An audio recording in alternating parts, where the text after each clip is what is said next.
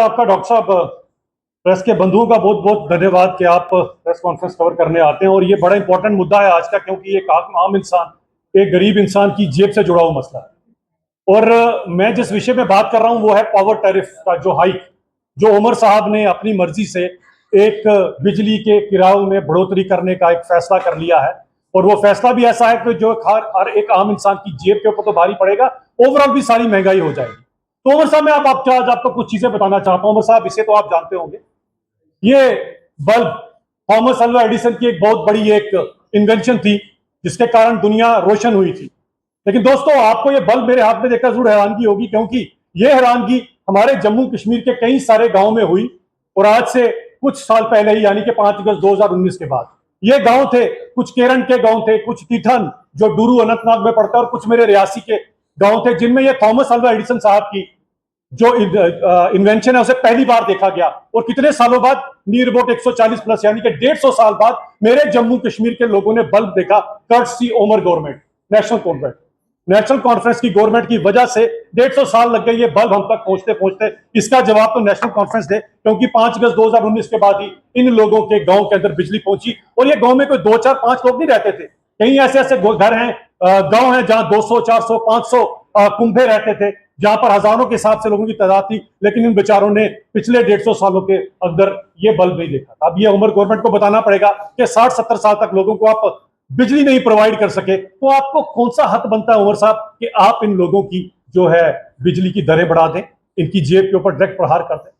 और उमर साहब से जब कल पूछा गया, मेरे मीडिया बंधुओं को पूछा गया, वो मीडिया बंधुओं जिनको अक्सर उमर साहब कहते हैं कि गुलदस्ता मेरे आगे पेश करते हो आप इन माइक्स का, ये गुलदस्ते वाले ही हैं कि आज आप भी गुलदस्ते ले रहे हैं लोगों से। ये ना होते उमर साहब तो शायद आपको भी गुलदस्ता देने वाला कोई ना होता। तो मैं इन्हीं अपने गुलदस्ते वाले दोस्तों के थ्रू उमर साहब को ये बात पहुंचाना चाहता हूं, उमर साहब, ये जो आपने लोगों की जेब के ऊपर डायरेक्ट प्रहार किया है, ये काबिले बर्दाश्त नहीं है।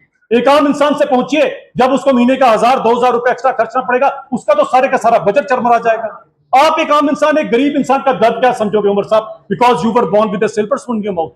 आपको क्या पता, कुछ तो गरीब होते हैं, कुछ मेरे जैसे बेचारे सफेद पोश गरीब भी होते हैं जो कह नहीं सकते किसी को, लेकिन 1000 रुपया उनके लिए भी बहुत बड़ा, या 2000 रुपया एक्स्ट्रा उन लोगों के लिए भी बहुत बड़ी बात होती है।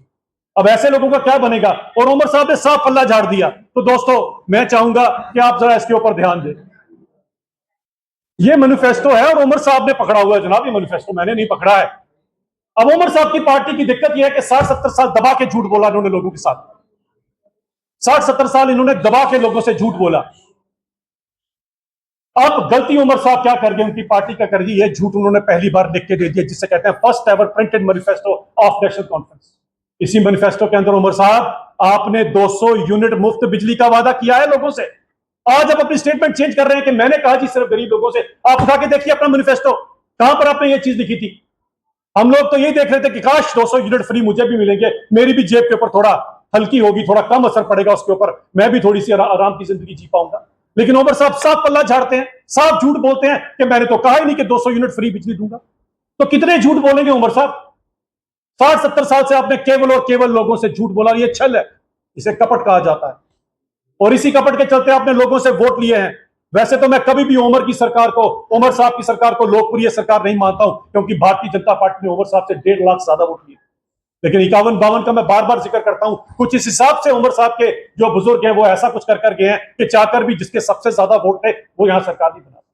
लेकिन आप फिर से झूठ बोलकर फिर से लोगों को जो है गुमराह कर रहे हैं, इसे हम नहीं होने देंगे। और गाना वो याद आता है, वादा तेरा वादा, वादे पे तेरे मारा गया, वोटर जम्मू कश्मीर का सीधा साधा। उमर साहब सोचिए, इनका बहुत मुश्किल है इन लोगों के लिए। और मेरी तो यह गुजारिश रहेगी, जितनी जल्दी हो सकता है आप इस पावर टैरिफ का, ये जो आपने लोगों के ऊपर एक बोझ डाला है, इसे रोल बैक करें। ये इंसानियत नहीं है, मैं इसे इंसानियत नहीं समझता।